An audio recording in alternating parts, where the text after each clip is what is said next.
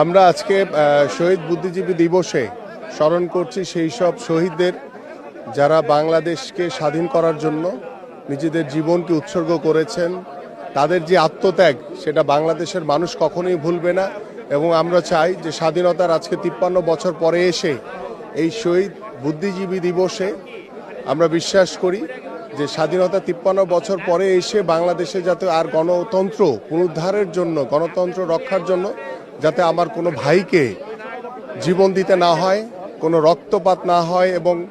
আমরা বিশ্বাস করি স্বাধীনতা 53 বছর পরে এসে আমাদের যে ভোটের অধিকার আদায়ের জন্য যাতে আর কখনো কোনো ভাইকে প্রাণ দিতে না হয় এবং আমরা বিশ্বাস করি বাংলাদেশের মানুষের যে প্রত্যাশা, যে চাওয়া যে একটি অবাধ সুষ্ঠু নির্বাচন, সেই নির্বাচনের মাধ্যমে বাংলাদেশের এই গণতন্ত্রের যে 53 বছরের যে আকাঙ্ক্ষা, যে প্রতীক্ষা, সে প্রতীক্ষার অবসান ঘটবে। ধন্যবাদ।